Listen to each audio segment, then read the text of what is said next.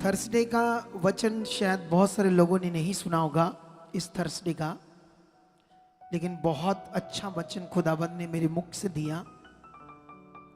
अगर आप बहुत आगे जाना चाहते हो तो आप अपना टाइम मत खराब करना संसार की वीडियोस में, इधर उधर के कामों में।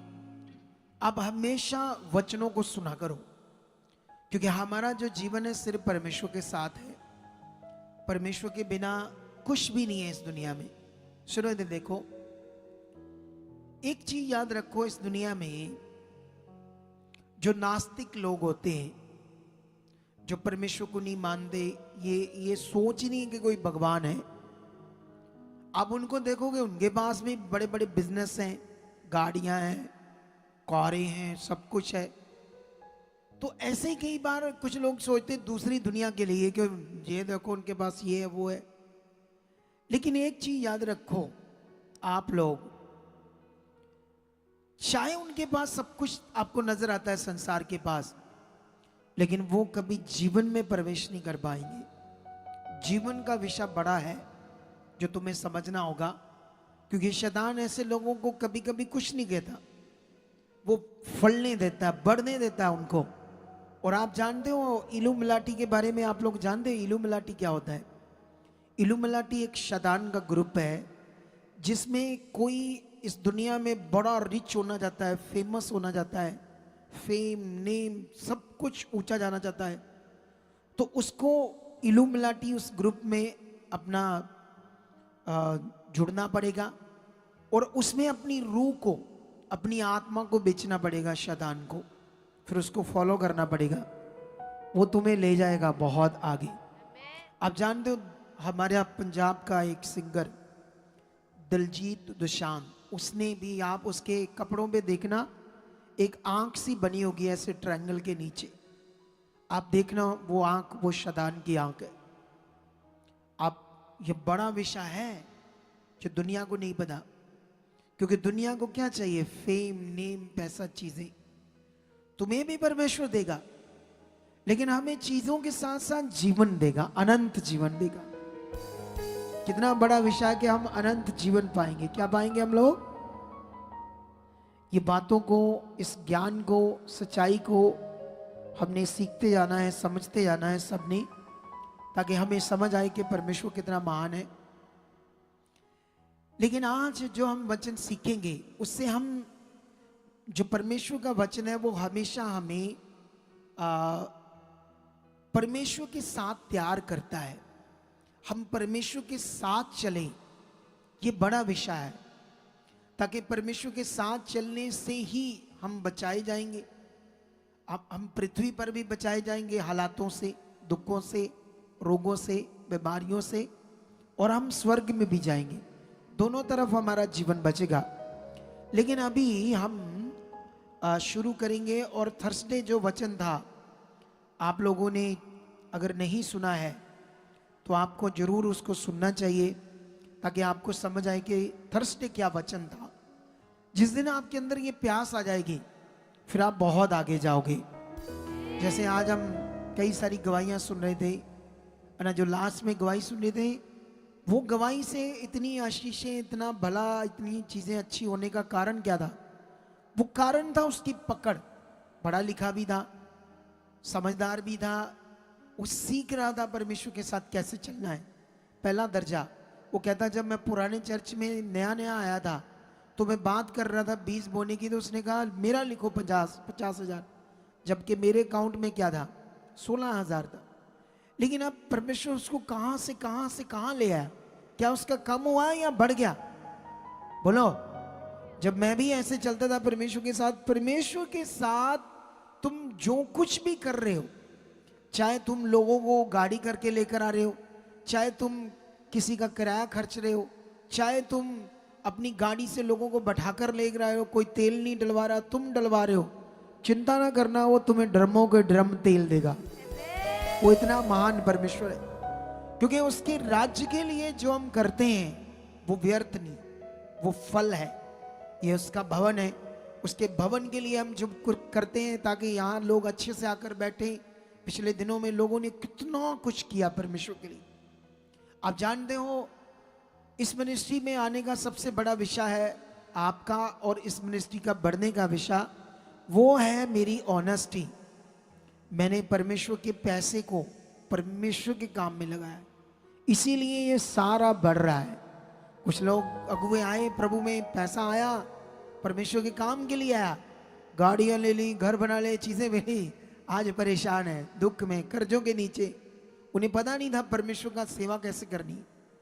लेकिन ये सोचो कि मुझे याद है जब मेरे पास एक गाड़ी थी, एक वो गाड़ी थी ब्लेनो। तो मेरी फैमिली में 6 मेंबर, इतनी ज़्यादा मेंबर, हम अगर मैं चलाऊं और सारे बैठे तो तब भी मुश्किल से बैठ पाएंगे, 6 मेंबर है। लेकिन सोचो ना, हमने कितने साल उस एक गाड़ी से गुजारा किया। मेरे पास पैसे थे, अपने भी पैसे थे, लेकिन मैंने उन पैसों को खुदा के काम में लगा दिया, गाड़ी नहीं ली। एक टाइम आया परमेश्वर ने मुझे गाड़ी दे दी, एक टाइम आएगा वो मुझे अपना हेलीकॉप्टर भी दे देगा जब टाइम आएगा, क्योंकि वो दे सकता है। क्या कर सकता है? अरे जिसने हीरे बनाए, सोना बनाया, जिसके साथ मैं वफादारी से चलता हूं, मुझे इस दुनिया में मेरे लिए सबसे प्रिय और उत्तम विषय उसकी इच्छा। बस मेरे लिए सबसे पहला स्थान मैंने सिर्फ किसको दिया है? अपनी फैमिली को भी सेकंड, और सबसे पहला दर्जा खुदा परमेश्वर, उसका काम, उसकी इच्छा। जब तुम्हारी जिंदगी में भी होगा तो मैं एक दिन हर तरह की आशीष तुम्हारे पास होगी, किसी भी प्रकार की निराशा में तुम नहीं रहोगे, क्योंकि खुदा के साथ चलने से कभी लॉस हो सकता है, लाभ ही लाभ है, ये बात याद रखो। लेकिन आज हम कई सारे वचनों से कई बातें सीखेंगे, लेकिन एक वचन से हम बात करते हैं पुराने नियम से। आप जानते हो पुराने नियम से, या कई बार पुराने समय में कुछ पास्टर लोग प्रार्थना करते थे, अब्राहम, इसहाक, याकूब का परमेश्वर, ऐसे बात करते थे अपनी प्रार्थनाओं में। और बाइबल में भी जब आप पढ़ोगे तो ऐसे लिखा ना कई बार कि मैं अब्राहम, इसहाक और याकूब का परमेश्वर। ये ऐसे क्यों लिखा है, इसमें आज थोड़ा सा हम सीखेंगे। आप जानते हो इसहाक के 2 जुड़वा बच्चे पैदा हुए, इसहाक से, उसकी पत्नी रिबिका से, ठीक है। और एक का नाम था ईसाव और दूसरे का नाम था याकूब। पुराने नियम के मुताबिक या पुराने समय के मुताबिक जो पहलौठा या जेठा पैदा होता था उसका एक अलग से सम्मान मान होता था दुनिया में। आज भी चलता है, लेकिन आज इतना नहीं चलता जितना उस जमाने में था। जेठे का, जो एक पहलौठा सबसे पहले बच्चा पैदा होता है, लेकिन जो ईसाम था वो जेठा था, उससे याकूब से बड़ा था, कुछ मिनट बड़ा था। लेकिन उसके बाद कौन पैदा हुआ था? जुड़वा हुआ था, लेकिन पहले वो हुआ, याकूब बाद में पैदा हुआ। लेकिन इन दोनों की अगर हम कहानी या उस समय का जो बाइबल का लिखा हुआ वचन उनके जीवन के ऊपर चेक करते हैं तो ये एक बड़ा सीख है हमारे लिए यहाँ पर, जो हमें समझने की बड़ी जरूरत है। वो सीख ये है कि अकॉर्डिंग टू बाइबल कह लो या दुनिया के मुताबिक कह लो, तो जो ईसाव है उसके लिए आशीष ज्यादा चाहिए थी ना, क्योंकि वो जेठा था, पहला स्थान उसके लिए बनता था घर में, हर चीज में। लेकिन अगर हम बाइबल को चेक करें तो याकूब उससे ज्यादा और बहुत ज्यादा आशीषित हुआ। कैसे ये आशीषित हुआ? बाइबल ये कहती है जो ईसाव था वो थोड़ा दिमाग का अच्छा नहीं था, उसके शरीर में बल बड़ा था, लड़ने में शूरवीर था, धनुधारी था, लेकिन बुद्धि में इतना तेज नहीं था। लेकिन याकूब बुद्धि में क्या था? तेज था, बुद्धि में तेज था, समझ में, ध्यान रखने में।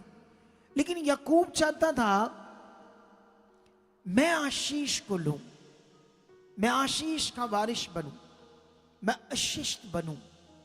ये याकूब के अंदर मन था, ऐसे उसके अंदर सोचे चलती थी। इन्हीं सोचों के कारण एक बार तो वो फंस जाता है, वचन को तोड़ता है और फंस जाता है।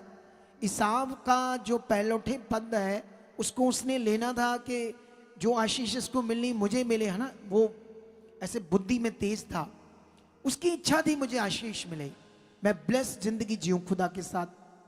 लेकिन बाइबल ये कहती है एक बार तो वो फंस गया, आशीष के चक्कर में वचन से बाहर हो गया। लेकिन उसके बाद उसने क्या किया, अपने आप को सुधारा। सुधारने के बाद परमेश्वर के सामने गया और परमेश्वर के सामने अपने आप को हर उस वचन, हर जगह पर उसने अपने आप को क्या किया, ठीक किया। और ठीक करने के बाद वो इतना खरा और वफादार बना, जब 14 साल तक उसने फ्री अपने मामा लबान की भेड़ बकरियों को चराया, उसने कोई चोरी नहीं की, उसे कोई धोखा नहीं दिया, कुछ भी उसके साथ गलत नहीं किया, क्योंकि अब उसने क्या कर लिया था, अपने आप को सुधार लिया था। इतने साल बीत रहे थे, कुछ भी उसके हाथ में नहीं लग रहा था।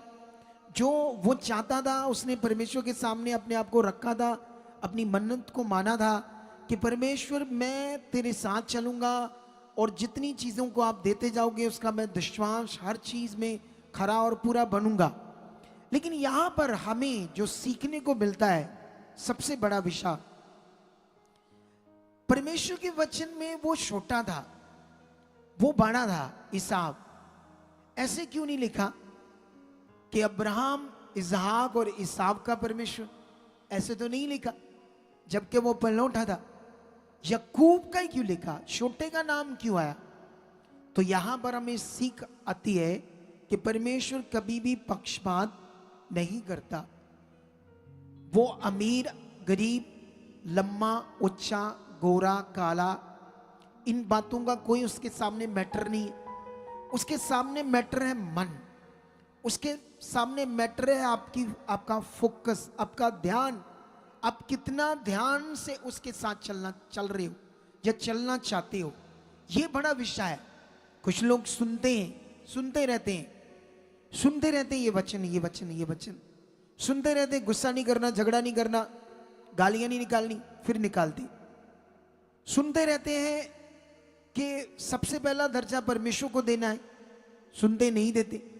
सुनते रहते हैं कि परमेश्वर के घर में जब 10 बजे संगति स्टार्ट होती है तो पहला स्थान मुझे परमेश्वर को देना है, अपने घर को नहीं देना, सफाइयां नहीं करनी, ये वो आलसी नहीं बने रहना। मुझे एक दिन पहले अपने सारे काम करके तैयारी करनी है और मुझे एग्जैक्ट खुदा के चरणों में जाकर बैठना है। ये ध्यान है, ये ध्यान यकूब ने दिया। उसने अपने आप को सुधारा, उसने प्रार्थनाओं में परमेश्वर के सामने गया। जो चीज तुमसे परमेश्वर के साथ राइट नहीं हो रही, अगर हम उसको परमेश्वर के सामने रखते हैं तो परमेश्वर की पावर काम करती है और आप राइट बन जाते हो। आप जानते हो, मैं कल फिर से बुद्धि के लिए प्रार्थना कर रहा था। मैं जब प्रार्थना में था, मैं और परमेश्वर के सामने जाकर कह रहा था, परमेश्वर आप मुझे बुद्धि दे रहे हो, ऐसी वाली बुद्धि, ये वाली बुद्धि, मैं ये चीजें कर रहा हूं परमेश्वर, मैं ये दानों वरदानों को प्रकट कर रहा हूं। तो जब मैं परमेश्वर के सामने इन चीजों को मांग रहा था, फिर से आप सोचो क्यों? क्योंकि मुझे और परफेक्ट बनना है, मुझे और सिद्ध बनना है, मुझे खुदा की हर छोटी सी छोटी बात पर ध्यान देना है। ऐसा नहीं मैं जो वचन सुन रहा हूं, पढ़ रहा हूं और तुम्हें सिखा रहा हूं, खुद नहीं करता। मैं तुमसे 1000 गुना ज्यादा ध्यान देता हूं अगुआ होने के बावजूद। ऐसा नहीं कि मैं अगुआ हूं तो मेरे लिए शूट है, ये वचनों की शूट है, ये वचन पूरा नहीं करना, ये नहीं करना, ऐसा कोई मीनिंग नहीं है। मीनिंग ये है कि अगुए को आपसे भी ज्यादा ध्यान रखना पड़ता है अपनी स्पिरिचुअल लाइफ के ऊपर, क्योंकि एक बड़ा कार्य खुदा ने आप मुझे सौंपा है, एक पवित्र कार्य। तो यहां पर यह बड़ा विषय है कि अगर याकूब इस काबिल दुनिया में गिना गया कि उसका नाम बाइबल में लिखा जाए और कहा जाए, दुनिया उसको जाने, अब्राहम, इसहाक, याकूब का परमेश्वर, उसका एक ही कारण था, वो था अपने आप को सुधार कर परमेश्वर के साथ राइट चलना। सोचो, अगर याकूब अपने आप को सुधार कर राइट परमेश्वर के साथ चला तो उसके नाम से परमेश्वर जाना जाता था उस जमाने में। और परमेश्वर ने याकूब को किसी भी तरह की कोई कमी नहीं छोड़ी, इतना धनी किया, इतना अशिष्ट किया कि एक बार तो लबान अपना पूरा बल, सोच, ताकत उसने लगा दी कि इसको आशीष ना मिले, इसको।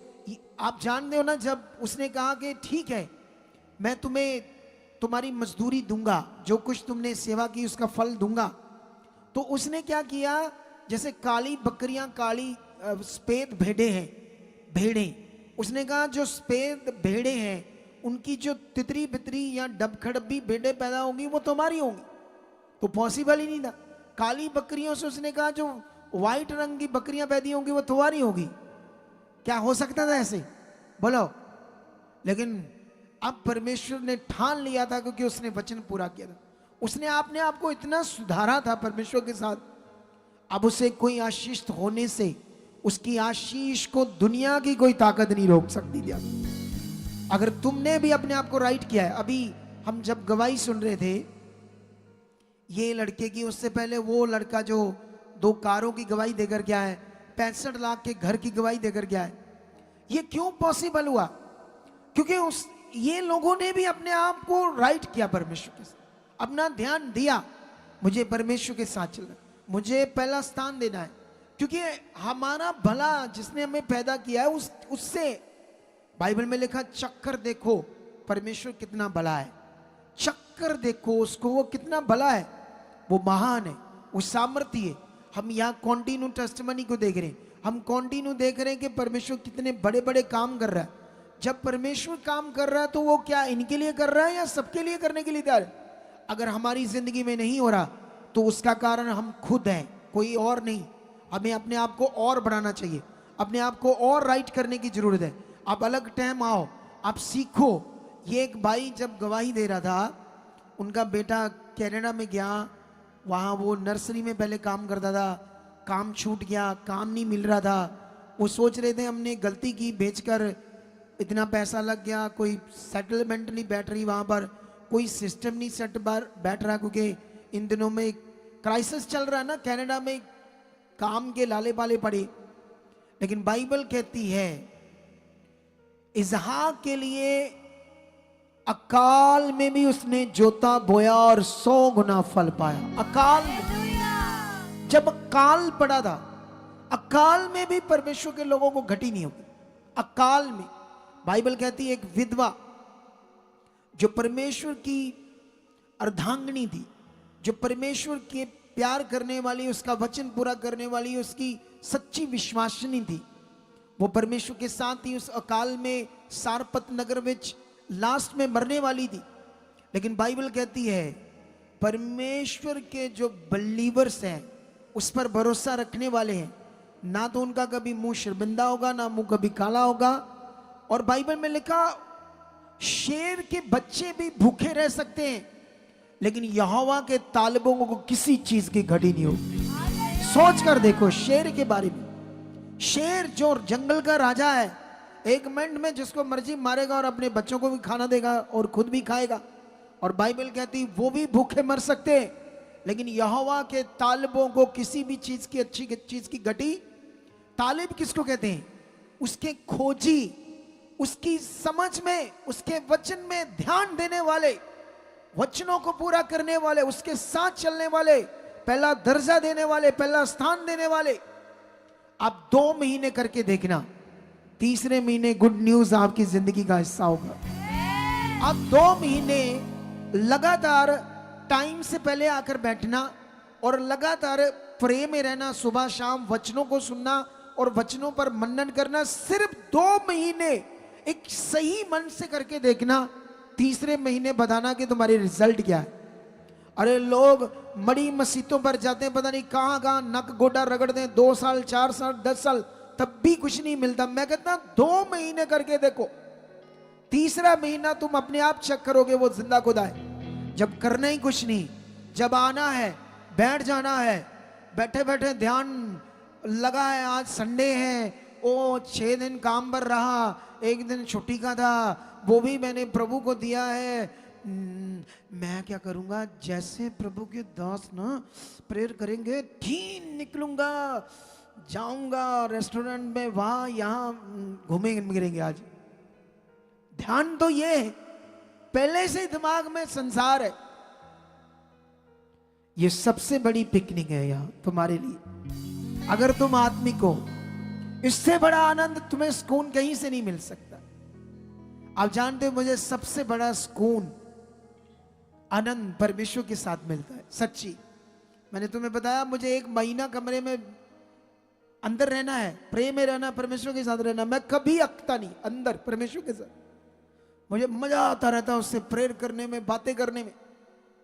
ये अलौकिक जिंदगी होती। इसका जो अनुभव है ये अभी आपको उस लेवल में आना होगा। आ सकते हो, पॉसिबल है आपके लिए, लेकिन अगर आपका ध्यान है।